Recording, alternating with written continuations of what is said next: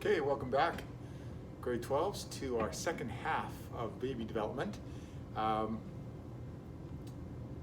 going to be covering the rest of the months of pregnancy, and then we're also going to be talking about labor and lactation, and then rounding off with a couple of technologies. And we might have to do this in two separate videos, depending on the amount of time it takes me to get through this. Now, this is where we left off on my last video, and I think, guys, I want to just correct something here. We want to know kind of, well, at what age are we looking at here in terms of development? And I might have said something like 2 weeks, but that's my bad. So we're actually looking at about 6 weeks here to get to a diagram that looks like this, and then I would expect you'd be able to, again, locate those structures that you see at the bottom of the slide here. So just wanted to correct that before we get rolling here. But we are actually picking up development in about the second week after we had the formation of the blastocyst. So we're going to be picking up with our blastocyst in just a second here.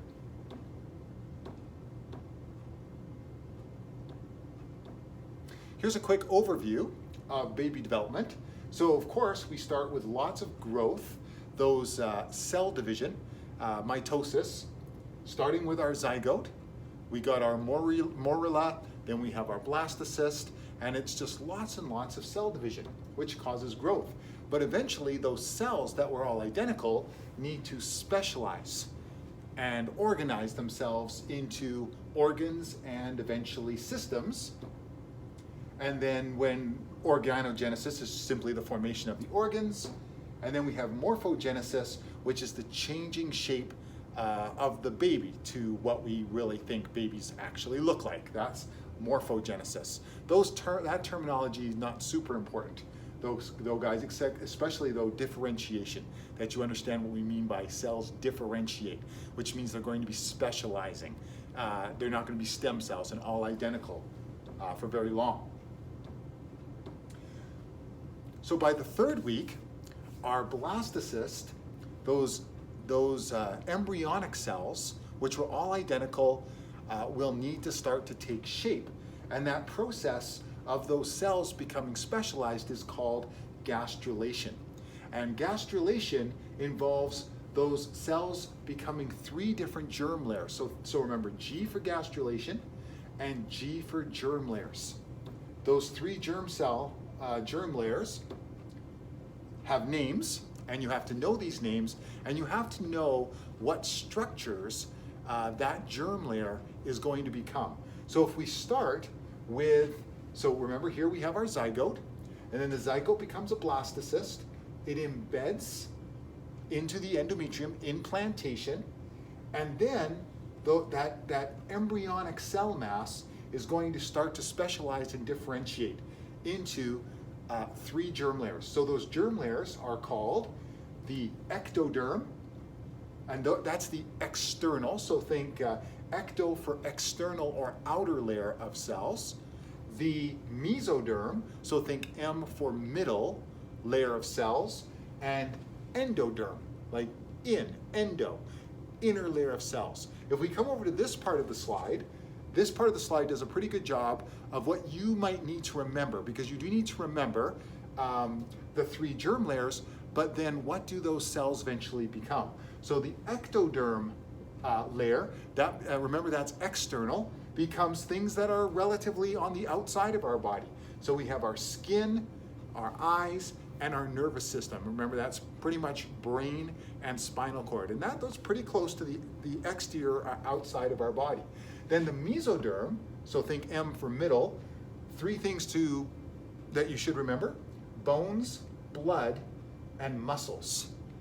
Bone, blood, and muscles for mesoderm. And then we have our most inner layer of cells, which becomes our endoderm. And that's pretty much, if you could think of the abdomen.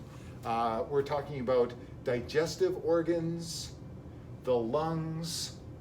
I also think reproductive might be part. But again, not that you have to memorize too much, but just be familiar and just remember that we're kind of working from the outside in. Again, guys, here's just the different germ layers. Let's see if I can find those reproductive organs. I was wrong. Reproductive organs belong to the mesoderm. Again, don't memorize every single organ and system and which germ layer it's a part of. All right, so again, that other slide gave you the best things to remember. Okay, so just keep a few of those in mind. Okay, we'll just go through, there's a few diagrams here. See, here's where we have that, the embryo with those extra embryonic structures that I started this video with. Notice it says we're at about 6 weeks. So gastrulation will take some time, and then each one of those germ layers more fully develops inside the embryo to become systems. So, first semester, what do you guys need to know that's the most important? The most important thing to know is that formation is happening in the first trimester. So the first 3 months, most structures, organs, etc., are in a formation stage. So it involved, of course, our very first week or two of events, but then we get the brain forming, the body forming. At the end of 9 weeks, we're going to call the embryo a fetus.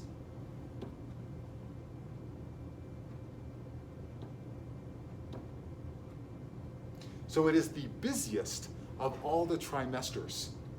But unfortunately, it's also the trimester where the embryo is at its most susceptible to changes in its environment. And sometimes, of course, the mother, for a good part of that first trimester, if she might not even know that she's pregnant. And so things she might be doing or taking internally may really influence the development of her baby. So this is a chart that is showing you which parts of the body are most susceptible at different stages of the pregnancy. So of course the brain is very susceptible early on in pregnancy. And so depending on what the mother is doing, the brain and the nervous system can be really affected negatively. So that leads us to the teratogens. So teratogens aren't terrible. Okay, nice easy memory trick there. These are the chemicals in the environment that could do substantial harm to the unborn baby if the mother should ingest it, and then it has the possibility of crossing over into the baby's blood. So this is a great big list, but I'll just highlight a couple that are kind of interesting in history. For instance, we have thalidomide, and don't quote me on the decade, but I'm thinking we're talking like the 50s, 60s. Thalidomide was a drug that they thought would help women with morning sickness. In the early stages of pregnancy, women often feel not well, and it's misnamed morning sickness because it could actually be during any time of the day. And some women are just more sensitive to feeling nauseous and those kinds of things. And so thalidomide was invented to help with some of those symptoms, but because we didn't have long-term test results, we didn't know that it would cause limb reduction defects. So we would have babies born without legs, babies born without arms. And I remember when I went to school, we had a public speaker, a motivational speaker come along. His name was Alvin Law, and I believe he came out of Saskatchewan.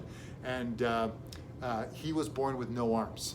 And part of his motivational talk was to show you all the things he could still do.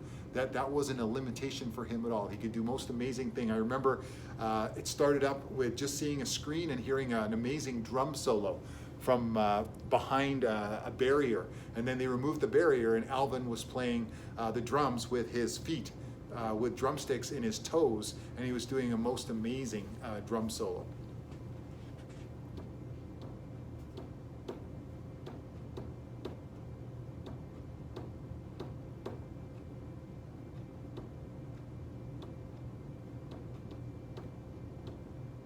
Another one I'll point out here, folks, is, let's see, alcoholism. So alcohol has the ability of crossing over into the baby's blood as it's developing. And so most of you have probably heard of FAS, or fetal alcohol syndrome, or spectrum as it's now called. So the alcohol actually can bore holes in brain tissue. And so this greatly affects growth and developmental, mental capacity. Often folks suffering from fetal alcohol spectrum disorder, FASD, just can't learn from their mistakes.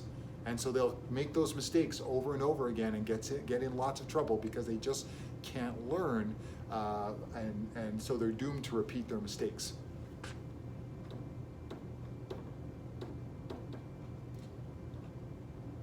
Okay, so remember, during those first 3 months of pregnancy, the chorion that surrounds the baby has meshed with the endometrial cells of the mother, and we have been forming this placenta over 3 months. And at 3 months, the placenta needs to take over the hormonal control of this pregnancy. And what was controlling those hormones prior? It was the corpus luteum, which was producing the progesterone, maintaining the endometrium so that this baby can grow safely in the womb.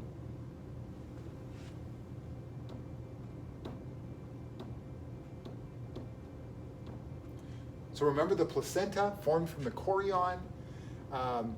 It's going to allow transfer of nutrients to the baby through the blood barrier. So there isn't mixing of the baby's blood, but diffusion can occur because the blood systems are very close together, so we can get diffusion of nutrients towards the baby and the removal of waste away from the baby. And so the mother needs to deal with that, with getting nutrients to her baby, but also helping to remove the waste. So she has a huge increase in her blood supply to be able to deal with that.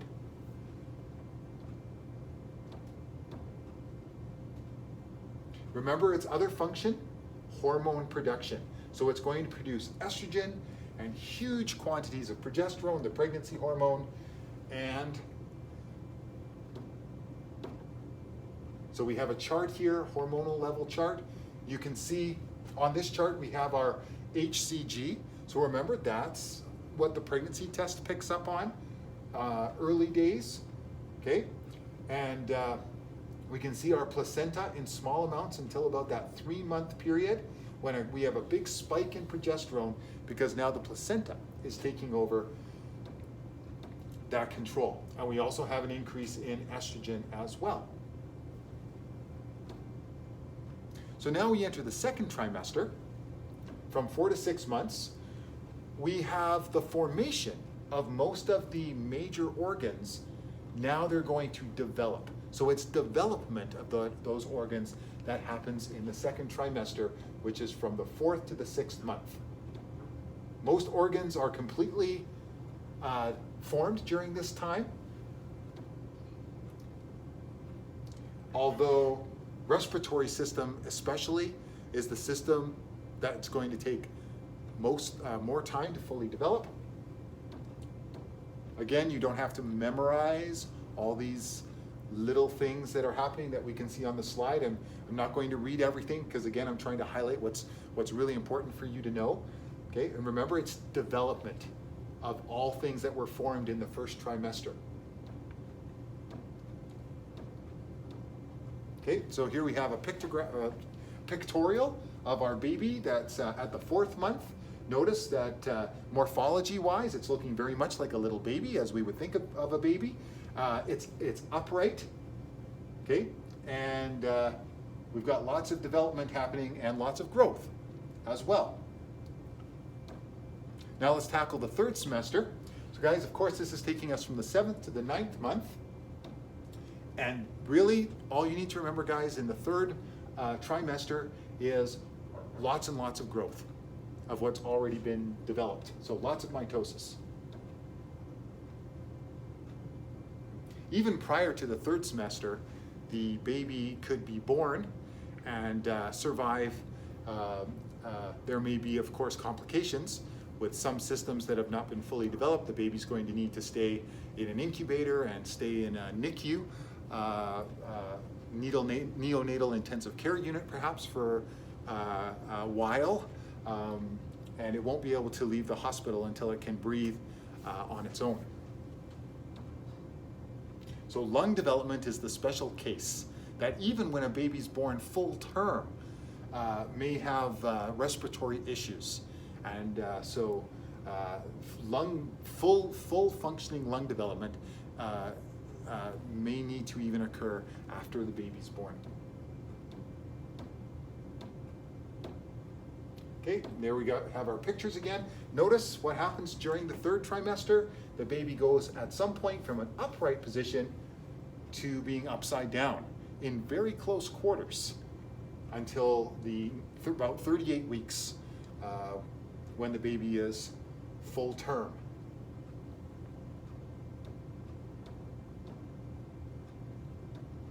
Okay, so I'm going to end this part of the video right now, because the last part we're going to deal with on the next video is birth and lactation, and a few technologies that we're going to cover. So stay tuned.